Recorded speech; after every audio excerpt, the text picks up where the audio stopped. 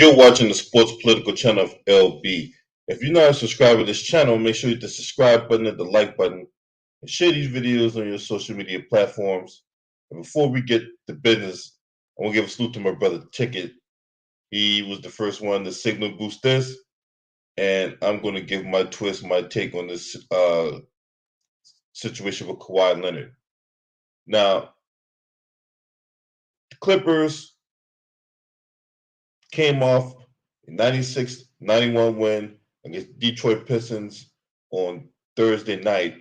Kawhi Leonard made his return after a 12-game absence, and in 25 minutes, he scored about 6 points, had about 5 rebounds, and about 4 assists. All right, so that was his first game back after 12 games being out. And this is what he said. I feel like we need to be better at everything, out of timeouts, defensive rotations, definitely the offensive end. We got to start getting better shots, and just everything. I feel like we're behind, and we need to start focusing up and let's push. So for him to come out and say that after being out 12 games, because let's face it, the fact that this man has not been available is one of the main reasons that the Clippers been struggling. He ain't been there.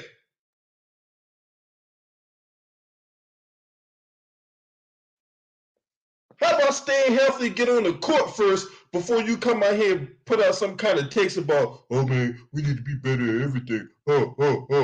What's up, Marco Hitton, underrated darkness? Salute to y'all, bro. How can he come out there and say that? This dude hardly been on the court, and he out here complaining about what the team need to be better at. No, you need to be better at your fucking health. How about that? So you can be on the damn court.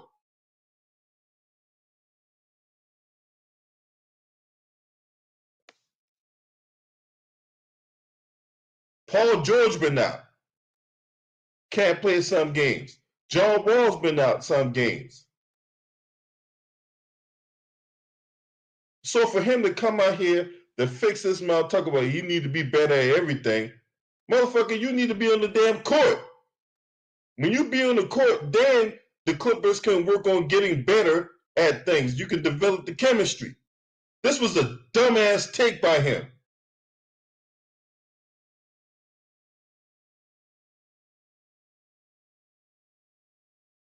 Now, if you remember, the 2 games he did play, he was coming off the bench.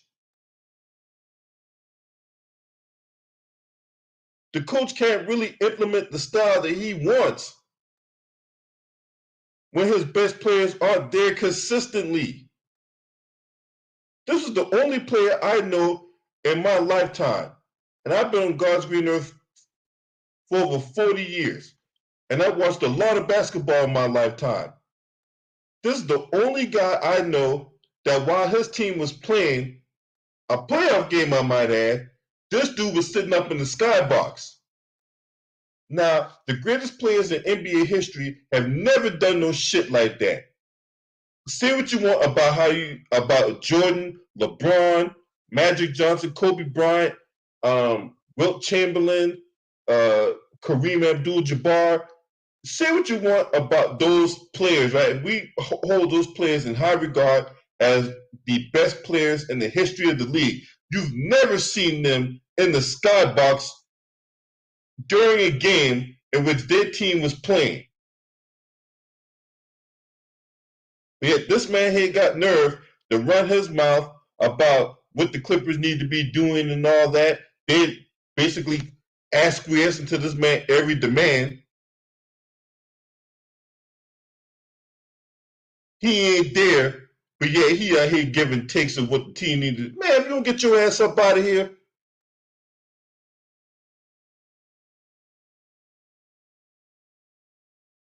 And to be honest with you, Kawhi Leonard, if we tell the truth here, let's tell the truth in this motherfucker. He ain't been there, and then when he was there, this team has underachieved. What's up, Nate Shepard? He's been an underachiever since he's been with the Clippers. And I don't need no Kawhi Leonard fanboy coming up in here talking shit. So if you a Kawhi Leonard fanboy that's gonna come in here and put on your lipstick and pom poms and your little cheerleading skirt, then you can carry that shit somewhere else. Exactly, Nate Shepard. You're absolutely right. This man out here stealing money. I know we be banging on AD for not being there or whatever like that, but this man is notorious for not being there. This man is notorious for not being there. He got there and talking about we need to be better at everything. Motherfucker, get your ass on the court. How about that? When you take the court, then we can sit up here and take what you say a little bit more seriously. What's up, Arquise Ross? Salute to you, bro. We'll put more stock and we'll put more meaning behind the message.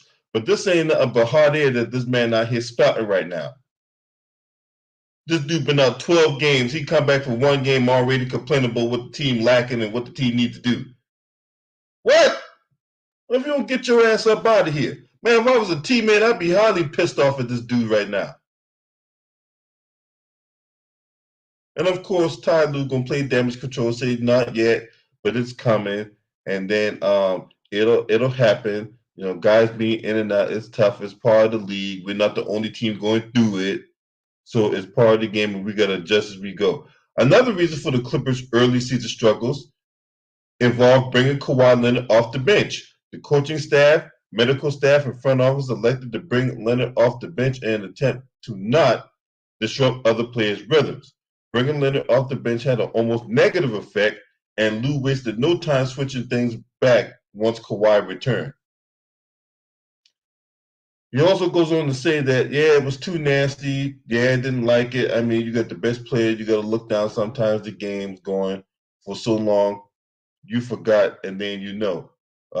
B. Shaw came and tapped you on the shoulder, 6-7 minutes going the second quarter, and you'd be like, "Oh, Kawhi's ready." Oh, I forgot the game because the game's going. So you just kind of, reading the game in the flow of the game, and so I just thought the best thing for us was to establish a rhythm, getting that rhythm down to him starting would be best. Look, that's the thing, right? And that was a whole bunch of babble by Tyronn Lue, right? And another thing too, Kawhi Leonard, if he has this stroke within the team, right? He could obviously override that. Like, look, man, I don't want to come off the bench. I want to start. And Ty Lue would have acquiesced to that.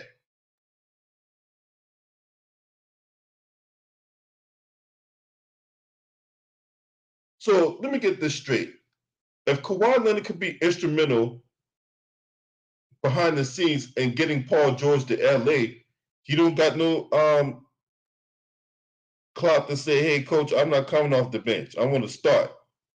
Come on now. Something ain't right about that. Which one is it? So Kawhi Leonard can have influence with player movement, but he don't got no influence in coming off the bench and starting in the game. Yeah, I don't believe that not one bit. If Kawhi really wanted to get out there on the court, if he really wanted to start, he would have made it known. He would have made it known. But the fact that he's been out 12 games, he comes back one game and already complaining about the defensive rotations and the communication and what they need to do better, that's disingenuous, man. That is so disingenuous to everybody else that's been out there busting their ass for this man to preserve his legacy.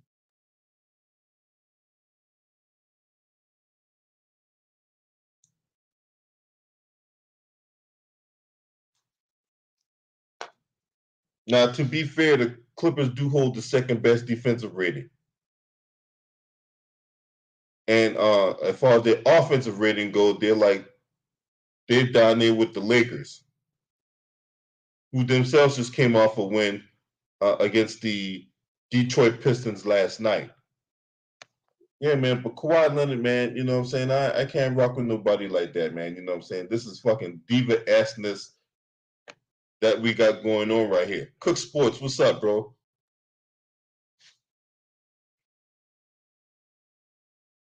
I'm not down with this notion that I'm still trying to wrap my head around this. That this man can fix his mouth to rip the team a new one after he just came back from a 12-game hiatus. Didn't play all year last year.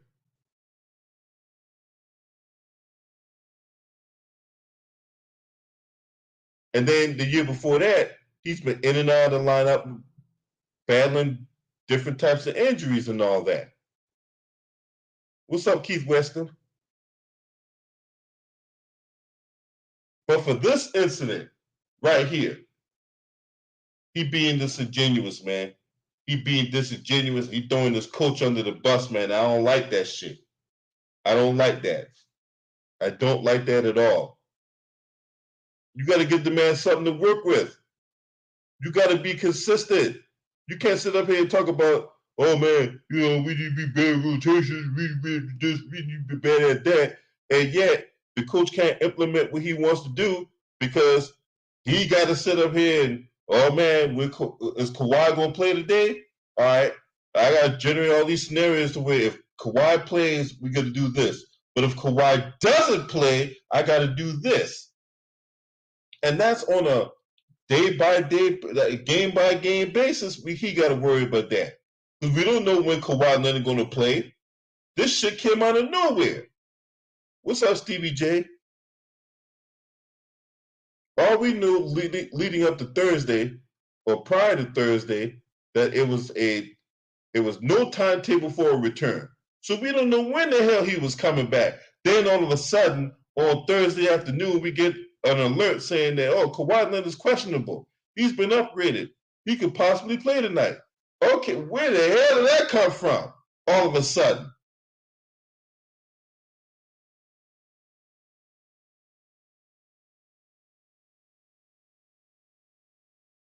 So any kind of implementation of a game plan that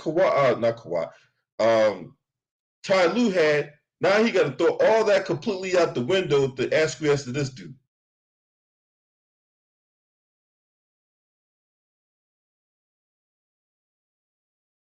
Not only that, Kawhi Leonard entered the starting lineup Thursday night, played 25 minutes.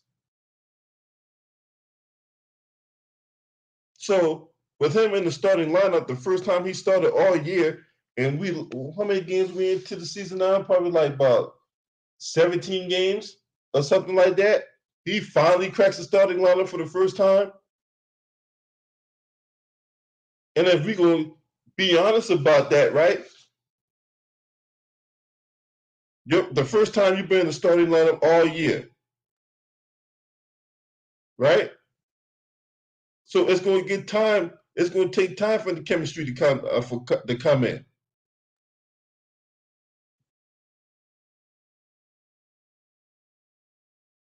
First time you guys been together all year, right? Because whenever I bang on guys like Lonzo Ball and Ben Simmons, they were like, "Oh man, LB man, you gotta give it time, man. You gotta let him marinate."